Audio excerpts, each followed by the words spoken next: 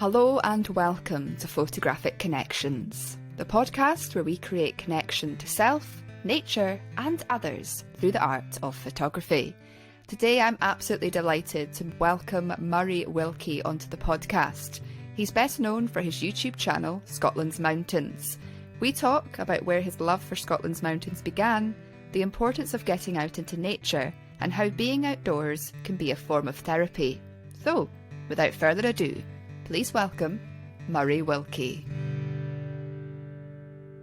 So Murray, thank you very much for coming onto the podcast today. It's an absolute pleasure to have you here. We briefly met up online about 3 years ago in Gary Goff's behind the scenes of one of his kind of things he was doing on his YouTube channel. So it's really nice to be able to meet up with you again and talk to you. And of course, your interests really lie in Scotland's mountains. You're incredibly passionate about the mountains, and you've got your YouTube channel that you showcase all your adventures. And I really wanted to interview you today because I wanted to discuss this incredible passion you have for the mountains and where it came from and what being up in the mountains does for you. So let's rewind way back to the start. And where did your love for Scotland's mountains first begin? Firstly, I can't believe it's 3 years ago that we did that podcast with Gary. Time flies, doesn't it? Yeah. I thought. Sometimes it seems not that long ago, and other times it seems an age ago. Anyway, Scotland's mountains, yes, and my passion for the hills. Yeah, it's you're asking me to go way back. I'm an old man now. My memory's not that good, but I've always been fascinated by the hills. In my family home, I'm from Perth, and when the house that I grew up on, my bedroom window used to look kind of northwest, and I could just about see the start of the Highlands and the hills and the Highland boundary fault. And I used to always just, especially in the winter when the snows were coming, I used to look out the window and just think I'd love to be able to go trampling around these hills and just go and explore. And I never really did it until my early 20s. I think it was just not having anybody to go out with. But after I'd finished college, some of my friends from college, they were into hill walking, and they asked me if I wanted to go and join them in the summer on a glorious day up Loch Nagar, and that was it. I went with them, and we headed up Loch Nagar, and yeah, the rest is history. I just got hooked into hill walking, and that was it really. I just loved it. I just loved the freedom of it, and I couldn't really do. That's a lie. I did a lot of when I was younger. I used to play a lot of football, and I did a lot of martial arts. But I think it was in my mid-20s I had my first knee injury, and it didn't hinder my walking, but it certainly, I couldn't do anything else. All my energy went into exploring the mountains, and I suppose I was a bit of a bagger back then. I used to just go up mountains I hadn't been up and try and tick them off the list and all that sort of stuff. And that I suppose that's where it started, and it's just kind of snowballed from there. So hopefully that answers your question. I don't know. It does, yeah. I also think it's fascinating because a lot of us, our interests come from like childhood. So it was really interesting to hear that although you didn't go up into the mountains when you were younger, just the fact that you were able to see the mountains, it's almost like they've always been there, like in the back of your mind. You've been seeing them, had this almost being drawn to them, and then being able to go up later in life. What about your connection to nature? Because when you watch your videos, you can just see that when you're out there, it really does something for you. Being out there, the freedom, the expanse, the beauty, you get very elated by what's going on. So have you always had like a deep connection with the outdoors?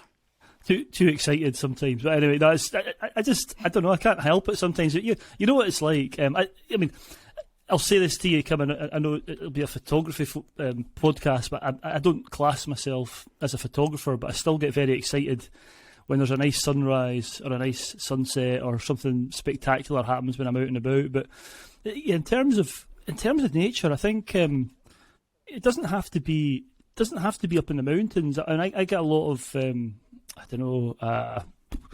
happiness, I suppose, or restoration by, even if I can get out with the dogs, take the dogs for a 15-minute walk at the end of the day. That kind of helps me. And if there's something nice that I can see, I can photograph. You've always got your phone on you. There's no excuse. Everyone that's got a mobile phone now has a camera in their pocket. I just like getting outside. I don't know, even on the days when it's a bit rubbish weather-wise, it's just, you always feel better for getting outside. I think there's something built into us. We're not designed to be sat inside, he says, sitting at a desk, speaking to you on a computer screen. But I think inherently humans are there's a part of us which, over the millennium, we've always been outside, whether we were hunters or gatherers or anything like that. I think it's just part of our genetics to get outside, and because we're so, a lot of the time, depending on what you do, for me anyway, a lot of the time I'm inside with my daily 9 to 5 job, or in a car.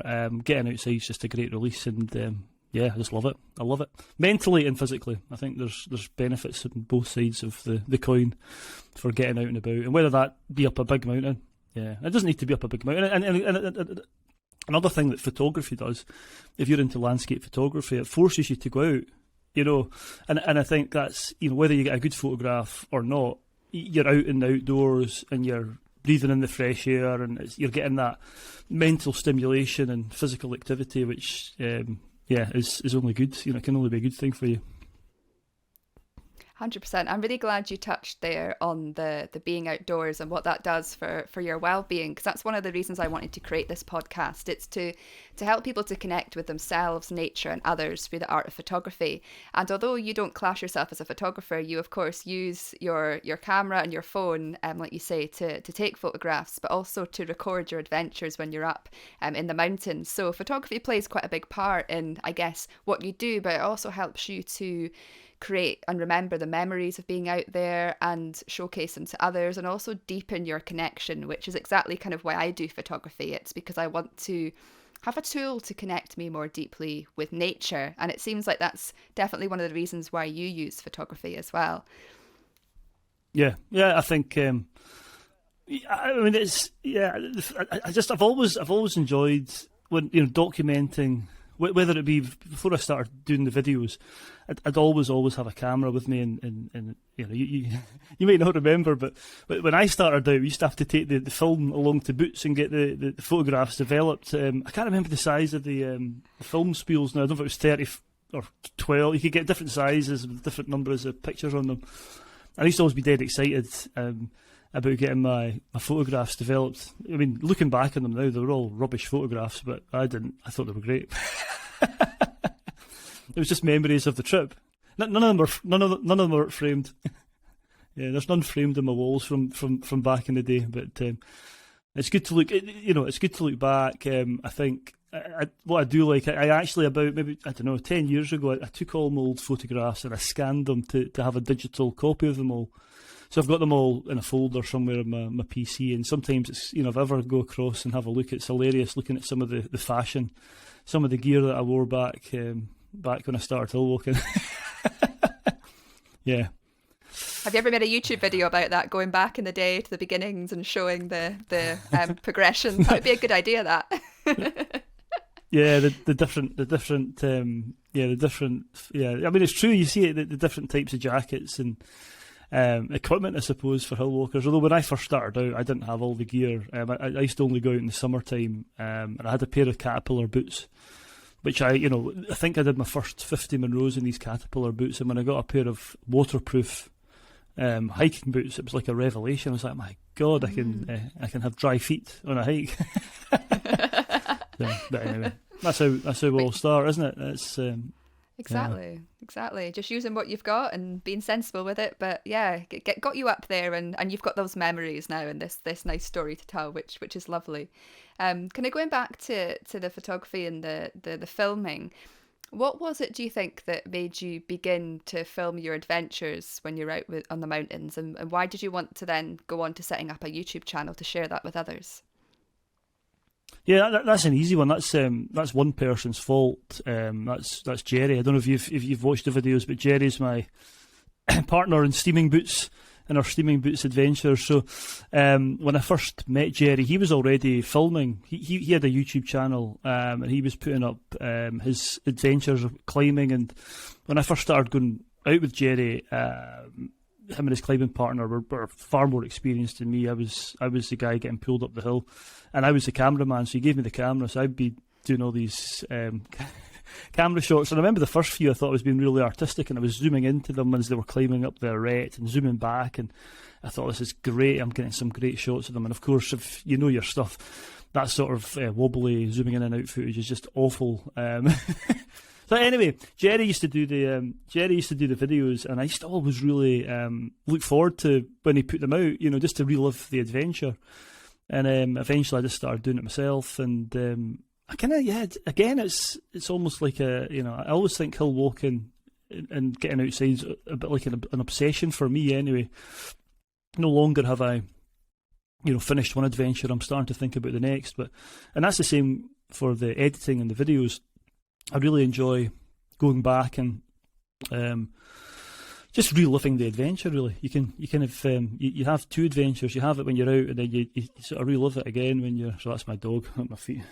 He's at the door. If you hear the whining, so you get to relive it, and the editing, it's not too bad. It's you get into a process, as you probably know, Kim. And again, when I first started, editing a video took forever because I had different formats of files depending on which camera I used, and you had to format the file into the same sort of format before you even uploaded it into the editing software. Whereas nowadays, all that's fine. The editing software tends to take any type of file, so it's not too tricky, and you get into a workflow, so it doesn't take too much time. I can usually get a video done, depending on the length, in 3 or 4 hours, maybe less sometimes. So that's the story of how I got into it. It's Jerry's fault. Blame Jerry. But now you don't look back, do you? It's like you've spent all these kind of years on learning things and trial and error. I often find that when it comes to creating YouTube videos, it's about that kind of trial and error, isn't it? Of just going out there and seeing what works and filming the adventures. And then, it's all like a process of learning, which I guess is the same with photography. You can't just go in and know everything from the get-go. It's like this continual learning journey of doing things. So it's experience. Yeah. How many years have you been doing YouTube for? I did a 10-year anniversary video at some point in the last few years, but I can't remember when. So maybe, I don't know, I'm thinking maybe, I think I'm going to say 2011. I honestly can't remember. And I think most of the videos between 2011 and 2019 were all pretty rubbish. But just like you say, it's you pick up. It's just by doing it, you go back and you think, well, that worked, or that doesn't work.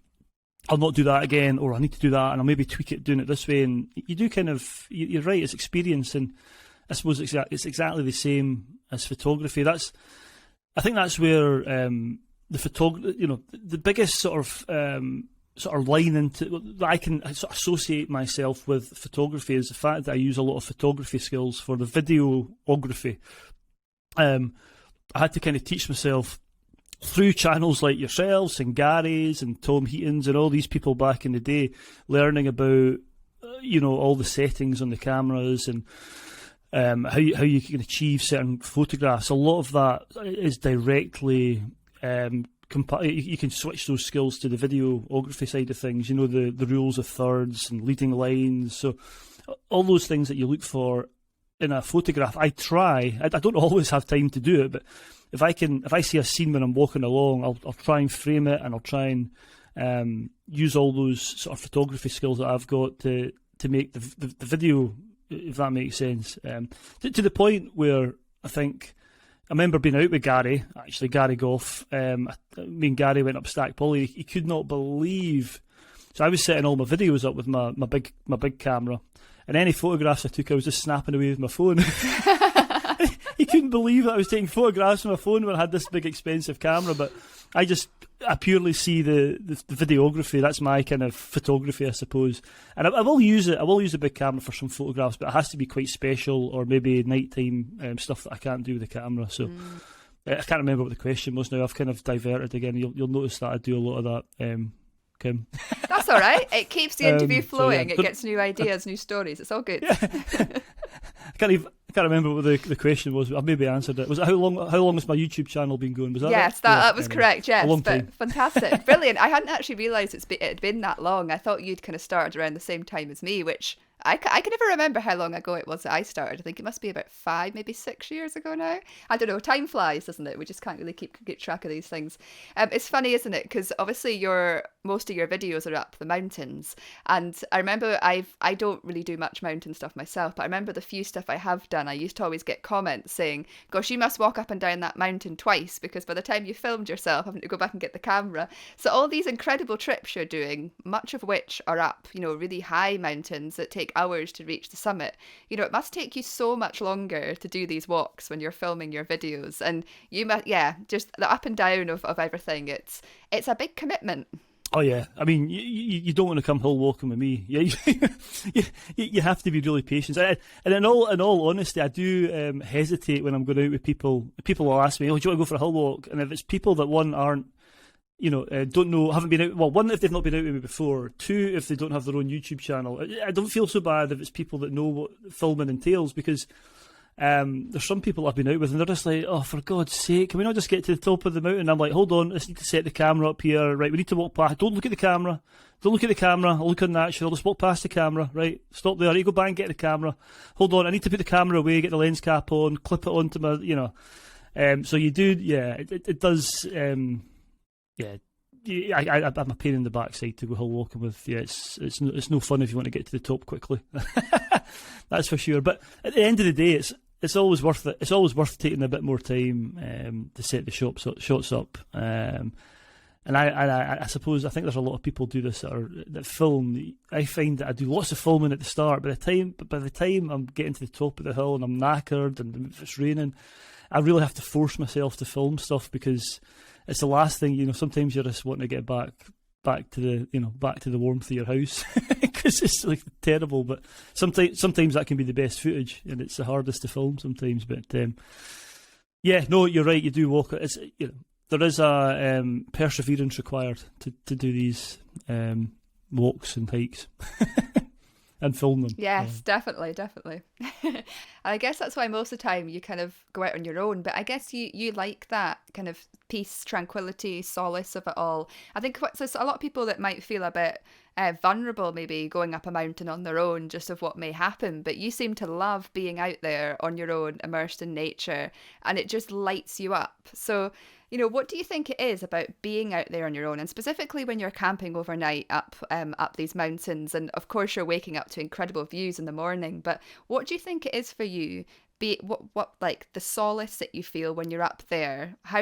What's the difference that you feel, do you think, compared to some people that might be like absolutely terrified about the thought of being up a mountain by themselves at night? What does it do for you? Yeah, I mean, I think the first thing to say is you don't just. I mean, it's taken years and years for me to kind of get out and be up the hills and in the winter, or at night time by myself, and then also in the winter. I know for the first, 10 years when I used to go hill walking, I was just purely in the summer because I was terrified, because I knew and I read that accidents can happen, and unfortunately, I think things happen. Bad, as you grow older, you realise that bad things happen, and bad things can happen to you or to your friends. And these things happen. I mean, I think this year already, unfortunately, there's been 6 or 7 fatalities in the Scottish Hills, and people never think it's going to happen to them. But sometimes you can only gain the confidence perhaps to go out by yourself is by having the experience and having been out with people who know what they're doing or going on courses to teach. And I think that's something which I suppose this is a safety message. Don't just go out, don't listen to this and think, "Oh, Murray goes out camping," and just think it's you can go and do it. Make sure that you've taken all the safety precautions, because all it takes is one slip, and it's no good. So it's just a case of being careful, and you trying to mitigate any risks as much as you can, staying away from any dangers. If I'm going wild camping by myself, I'll try not to do anything too difficult. But most of the time with the wild camps, I'm looking for a nice view, a nice place to wake up and go to sleep, for the sunset and sunrises and stuff like that. But in answer to your question, I just like the solitude. I know a lot of people like. I think it's just different. People are different, and I love being out with. I do love being out with people and the sort of friendships you build, but I also do. I just love time by myself. I'm quite happy with my own company. a lot of the time, and I just getting away from it. And I must admit, I do prefer when I'm away hill walking and I don't see another soul.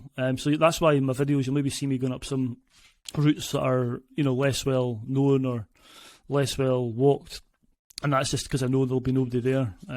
Other times you can't get away from it; it's getting busier and busier. So I do enjoy the solitude that it gives. Yeah. It's good points there actually that you mentioned, obviously about the safety element of going up into the hills, and it's obviously really sensible to ensure that you know what you're doing, you go equipped, you get go to potentially courses and stuff like that. And it's nice to hear that your kind of journey was starting with other people and starting with the smaller hills and in the summer months and kind of building up to those things, because of course as you say it can be dangerous.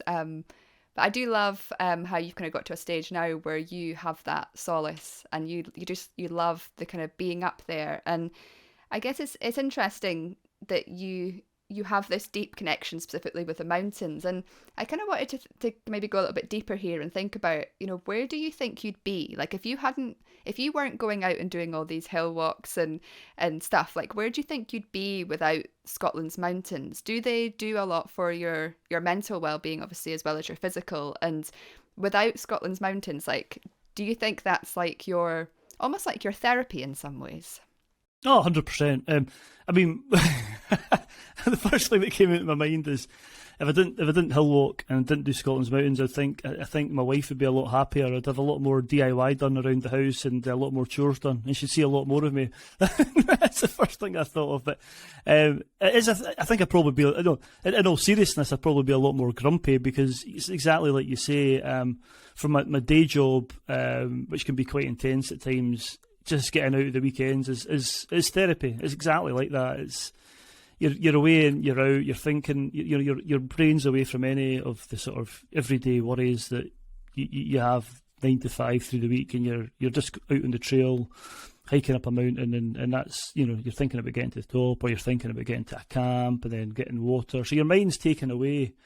Probably going back to what I was saying earlier on, maybe back to more of the primeval kind of human. You're trying to stay alive, I suppose. You're journeying, it sounds a bit extreme, but if you're wild camping, you need to get your shelter set up, you need to find some water, you need to get some food, and I suppose that's going back to the prime basic instincts of who we are. I don't know, that's maybe going a bit deep, but what was the question again? It was just about like being up there. Do you think the mountains is like your therapy? But no, like it's good to go deep. I want to go deep on these podcasts because I want to kind of unearth, what it is that makes people do what they do. And I always find there's a much deeper meaning to it. Like we don't always think about it. You might just think, oh, I love being at the mountains and it makes me feel free. But when you actually look at it on a much deeper level, it's like it is your form of therapy. It is your form of solitude. It resets you. It gives you that time in nature. And I think it's really important to tell these stories because there's a lot of people out there who their lives are fully contained with work and stresses and they don't have this outlet. So to be able to speak to somebody like yourself who has this outlet, and the wonders that it does for you and the reset and the recharge. And one thing you do notice when you watch your videos as well is on occasions you've put like quotes and stuff at the end of some of your videos, and some of the stuff you've written in your descriptions as well can be quite poetic almost. It's like there's a creativity element that comes out of you being up there that's not just about the video and the story and the adventure. It brings up a lot for you, and particularly one of your most recent videos where you were up watching the Northern Lights, like the most incredible display you've ever seen in the mountains. It was an absolute joy to watch that video. You can just see when you see these things, it's just like it does something so deeply to you that it's almost like you're connecting to something much higher than yourself. Yeah, I mean, I think when you are out and about, things like, that was just amazing that night. I mean, I think I say in the video that usually I'm disappointed with the Northern Lights, but I think it's just because I haven't seen them strong enough. That was just amazing. I mean, I think even now I'm like, wow.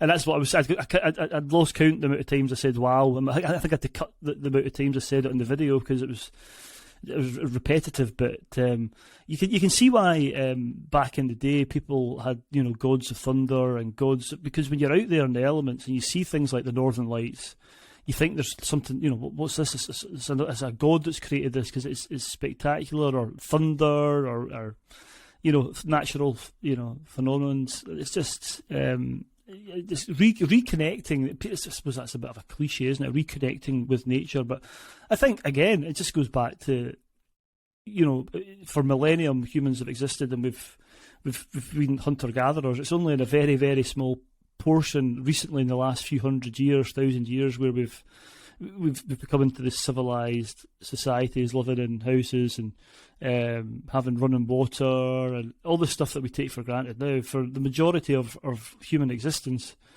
we didn't have that, and we were designed to. Our genetics and Darwinian evolution made us what we are, which is being outside. We didn't spend all our time inside. So I think, again, that there's just something deep inside.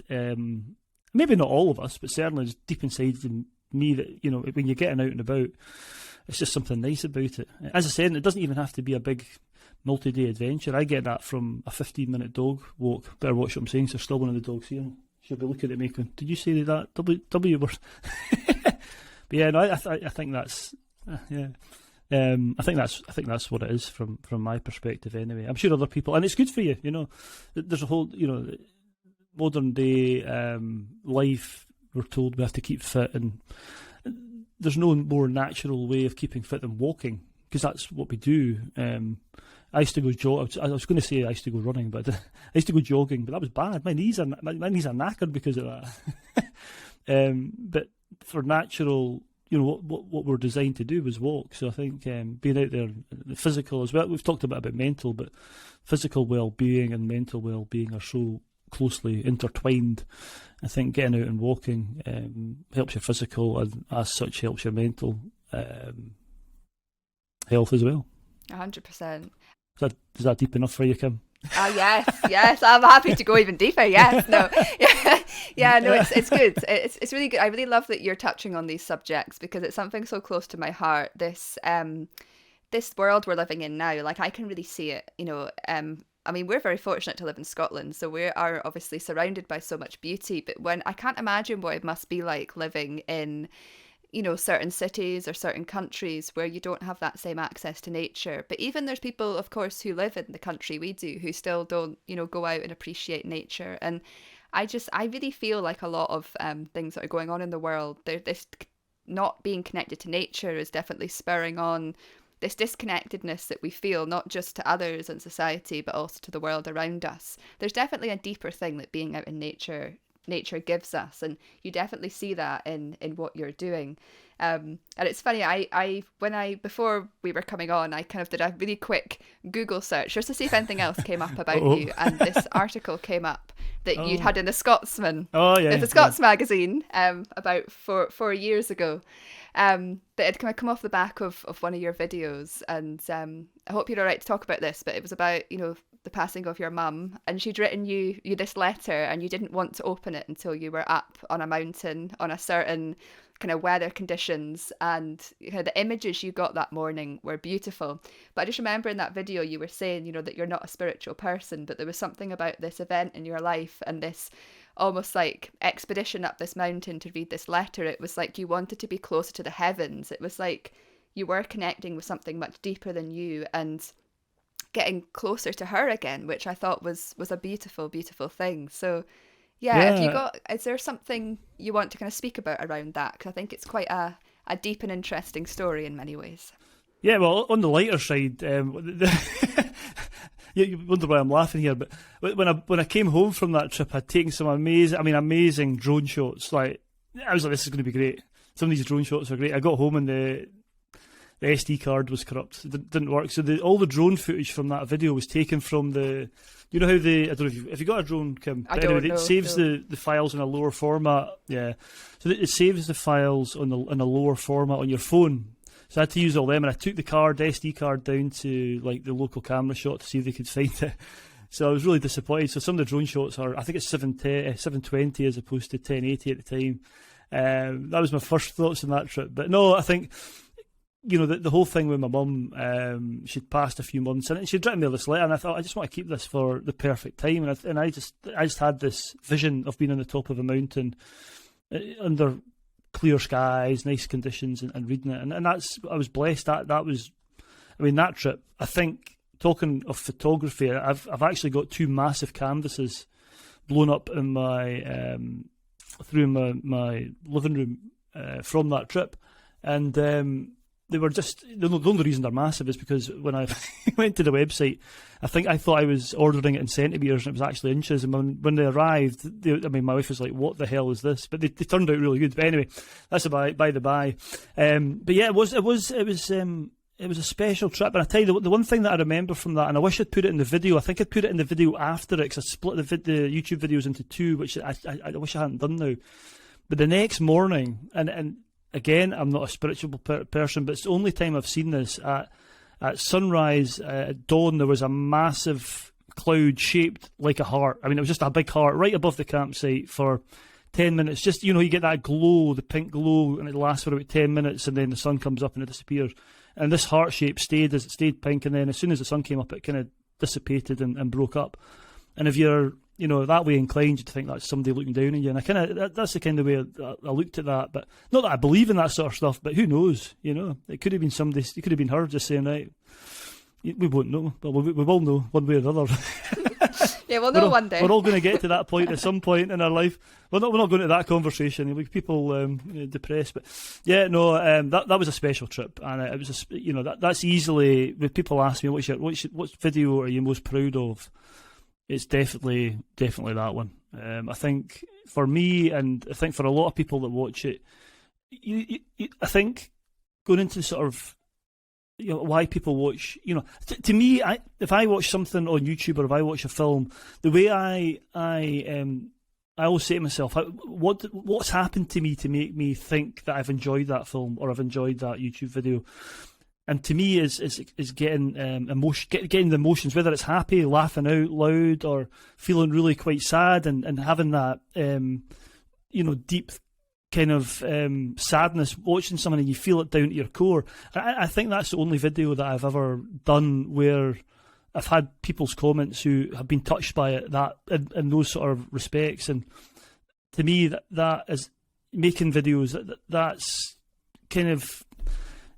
It's a good thing that people have said that and felt that way, because it kind of it's got across the emotions that I was feeling that day as well. And I don't think any other video that I've done has done that or affected people in that way, especially people that have lost their mums as well. I think a lot of people related to it, and I was a bit apprehensive before I put that one out, but the feedback I got from it was just it was amazing from other people. So. Yeah, the music you chose on that video was and related to the story. It just all worked so well together, and I love that you spoke about the emotions there, because I would agree. Like when I watch a video, if the music and the tone and everything is all interlinked with the visuals, it's incredible. And I think that's why I love video and making videos so much, because obviously with photography it's great, but what I love about video is that you have all these creative elements that you bring together to really create a story. And the more emotional or the more kind of adventure orientated or whatever it may be, people connect to that, and that's why they kind of follow along, which is beautiful. So yeah, it's lovely to hear that was probably kind of the most proudest video in many ways, because it was a beautiful one. Yeah, just before we move on from that, you mentioned the music, and the music was actually written by a chap called Gavin McCloy, and Gavin had contacted me a few years before, just saying, "I love your music. I do a bit of composing." I think he'd been in one of these dance bands. I can't remember the name of it, but he was actually it was a Scottish dance band, quite a well-known one. But anyway, he enjoyed the videos, and he said, "Murray, would you like to use some of my music?" And that song is actually called "Alone Will Bring Us Together." And I think he'd written it for something else, but it was just perfect. It was perfect for that video, and I wish I'd be able to. I wish I could use it more, but I'd never. Ever since that video, I've never put it into any other videos, because that video means so much to me, and I just want it to be associated with that video. And I actually met Gavin. Gavin came up on a hike with me.